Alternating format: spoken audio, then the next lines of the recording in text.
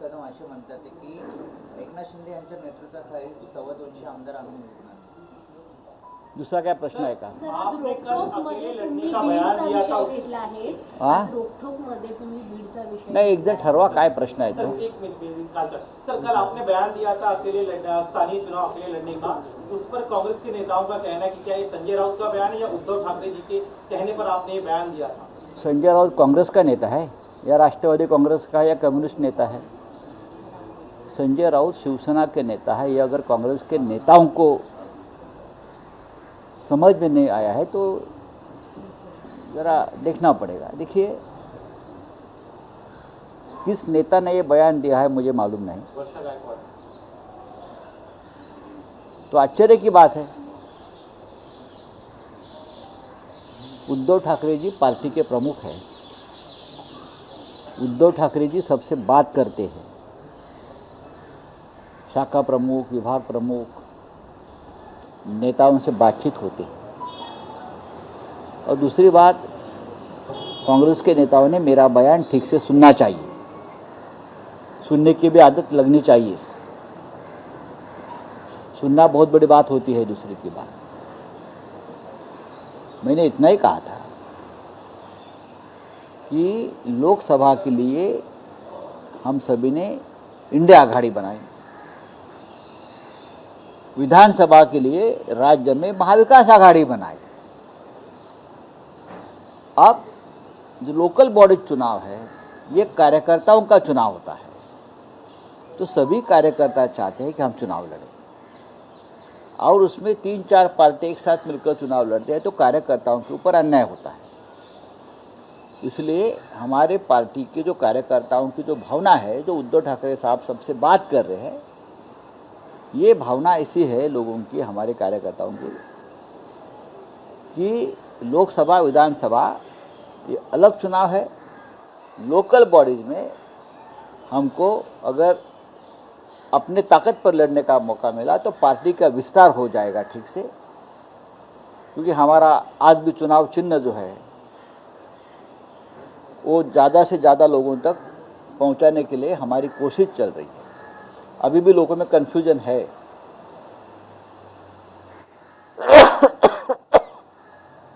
तो ग्राम पंचायत, नगर पंचायत, जिला परिषद, कॉरपोरेशन यानी महानगर पालिका, ये चुनाव से मौका मिलता है ज़्यादा से ज़्यादा लोगों तक पहुंचने का. और ये लगभग सभी पार्टी की राय है. हमने ये नहीं कहा कि इंडिया आघाड़ी टूट गई है, महाविकास आघाड़ी टूट गई है. हमने हमारी पार्टी के कार्यकर्ताओं की भूमिका बताई. तो उसमें किसी को मिर्ची लगने का कारण नहीं है. सबको अधिकार है अपने पार्टी का विस्तार करने का, कार्यकर्ताओं को प्रतिष्ठा देने का, और सब पार्टी ये करती है. जब हम बीजेपी के साथ रहे हैं तब भी हमने ये लोकल बॉडी चुनाव दोनों पार्टी ने अलग अलग मिलकर लड़े हैं ना. उसमें नई बात क्या है? कांग्रेस डरी नहीं लग रहा है जिस तरह का बयान उनका. हाँ, न मुझे मैं ये बात नहीं करूँगा. लोकल बॉडी चुनाव अलग होते हैं और विधानसभा लोकसभा के चुनाव अलग होते हैं. सर, काउंटने एक वक्तव्य केलं सुवर्णनगर लढण्याचा नारा.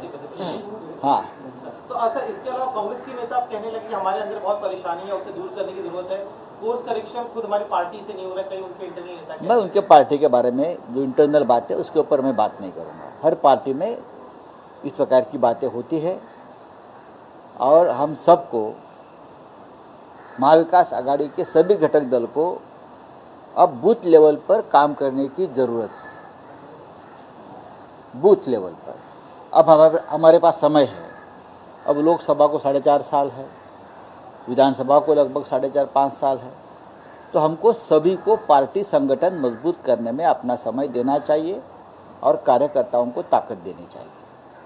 ये प्रोग्राम चाहे महाराष्ट्र में कांग्रेस हो, शरद पवार साहब की राष्ट्रवादी कांग्रेस हो या हमारी शिवसेना हो, सबको बूथ लेवल, बूथ मजबूत करने का एक मोमेंट चलाना होगा.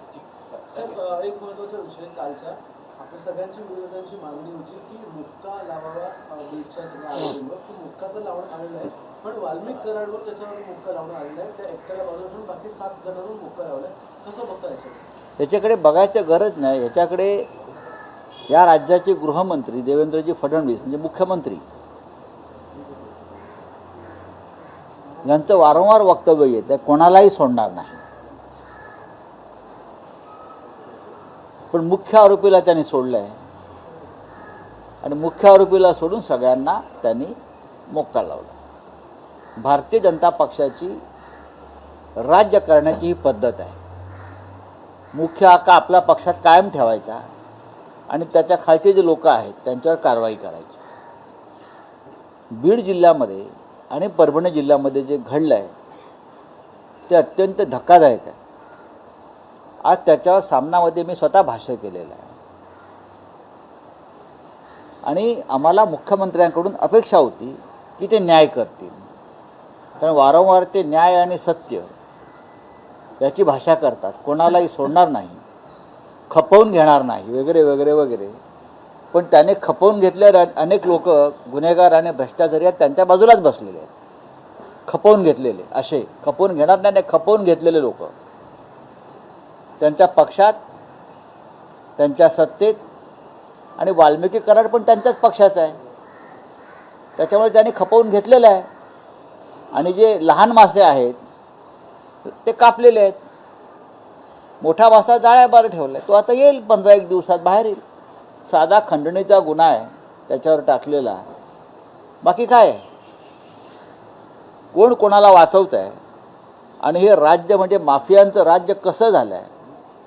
शिकागोमध्ये अशा प्रकारचं राज्य एकेकाळी चालत होतं की राज्यकर्ताच माफियांचा समर्थक होता, राज्यकर्ताच माफियांना मदत करत होता. आणि अशा प्रकारे शिकागोमध्ये माफियांचं राज्य सुरू झालं होतं. या महाराष्ट्रामध्ये त्याच पद्धतीचा राज्यकारभार सुरू आहे. बीड आणि परभणीतल्या घटनेवरून दिसतो. बीडचे आमदार, त्या भागातले आमदार सुरेश धस हे भारतीय जनता पक्षाचेच आहेत. संदीप क्षीरसागर हे राष्ट्रवादी काँग्रेस पक्षाचे. असे अनेक सर्व पक्षाचे लोक भले विरोधात असतील, पण तुमच्याही पक्षाचे लोक आक्रोश करतायत. तरीही जर या राज्याचे मुख्यमंत्री ऐकत नसतील, समजून घेत नसतील, याचा अर्थ असा आहे की तुम्हाला मुख्य माफियांना वाचवायचं आहे आणि तुम्ही फक्त हे ढोंग करता कारवाईचं. सर, हाच प्रश्न जोडणे की अनुदान देतो म्हणून शेतकऱ्यांना फसवलं, 140 शेतकऱ्यांना फसवलं असा आरोप देखील आता शेतकऱ्यांनी वाल्मिकी कराडवर केला. कारण की वाल्मिकी कराड बघा, आता एकदा मधाच्या पळावर दगड मारल्यावर त्या माशा येणारच अंगावर. आता झालं, आता या क्षणी हळूहळू जे लुटले गेले आहेत, ज्यांची फसवणूक झालेली आहे, ज्यांच्या दहशतीखाली मारलं गेलं, त्याचे कुटुंबीय आता हळूहळू पुढे येतील. अशा वेळेला या सगळ्यांना मुख्यमंत्र्यांनी संरक्षण दिलं पाहिजे. या उलट मुख्यमंत्री मुख्य आरोपीला वाचवायला निघाले असं दुर्दैवाने मला म्हणावं असं वाटतं. आणि हे जे असे उद्योग असतात ते रिकामटेकडेपणाचे उद्योग असतात. त्याला रिकामटेकडेपणाचे उद्योग म्हणतात. राज्य करायचं नाही, घटना आणि संविधानाची बूज राखायची नाही, आणि मग फक्त पक्ष आणि सत्ता टिकवण्यासाठी माफियांच्या राज्याला प्रोटेक्शन द्यायचं. याला एकेकाळी या मुंबईतले अंडरवर्ल्डचे लोक प्रोटेक्शन मनी घ्यायचे.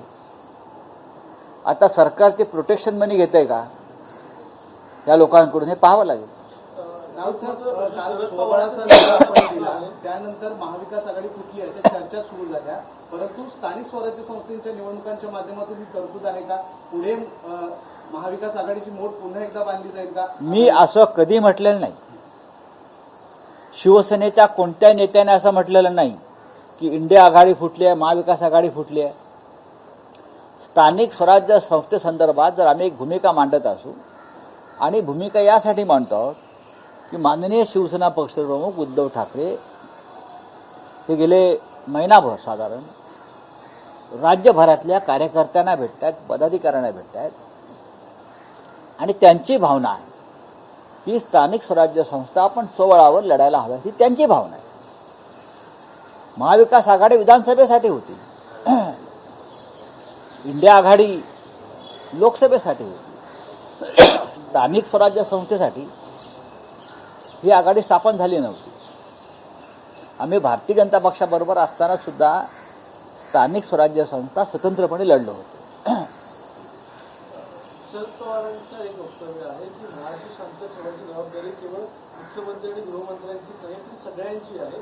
शरद पवारांनी फोनवरून चर्चा देखील केलेली आहे देवेंद्र फडणवीस यांच्याशी आणि आमची राजकीय भूमिका जरी वेगळी असेल तरी आम्ही तुम्हाला सपोर्ट करू या परभणी शांत ठेवायला, महाराष्ट्र शांत ठेवायला असं त्यांनी म्हटलेलं आहे. महाराष्ट्र शांतच आहे. विधानसभेच्या निकालानंतर महाराष्ट्र स्तब्ध आहे. शांत बनण्यापेक्षा स्तब्ध आहे. महाराष्ट्र काही बोलतच नाहीये. बीड आणि परभणीमध्ये जी अशांतता आहे, माननीय पवारसाहेब तिकडे जाऊन आले, हे आपण पाहिलं असेल. आम्ही अद्याप जायचं आहोत, आम्ही यासाठी जात नाही, आम्हाला शांतता. आणि पवारसाहेबांच्या पक्षाचे नेतेच मोर्चाने आंदोलनं करतायत. त्यांनी सांगायला पाहिजे,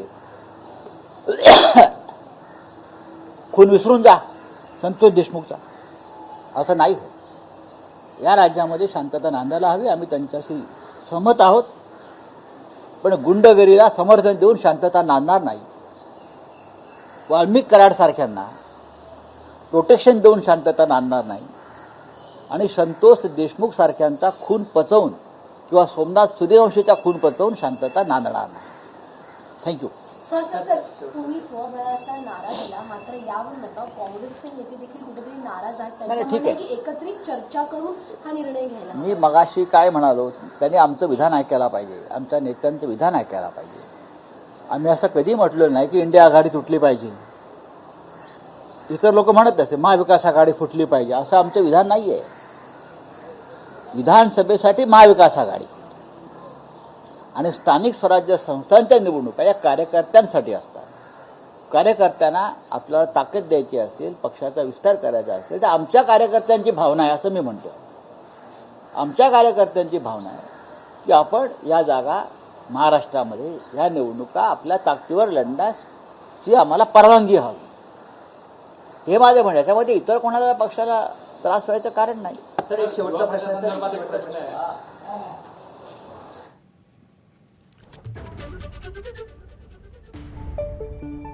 तर बीडमधल्या सरपंच हत्या प्रकरणामध्ये सुद्धा संजय राऊत यांनी भाष्य केलेलं आहे. मुख्य आरोपीला वाचवण्याचं काम सुरू असल्याचा आरोप सुद्धा राऊतांनी केलाय. सोबतच महाविकास आघाडीच्या संदर्भात सुद्धा त्यांनी वक्तव्य केलंय. कारण ठाकरेंच्या शिवसेनेनं आता स्थानिक स्वराज्य संस्थांच्या निवडणुका स्वबळावरती लढवण्याची घोषणा केली आहे. एबीपी माझा, उघडा डोळे बघा नीट.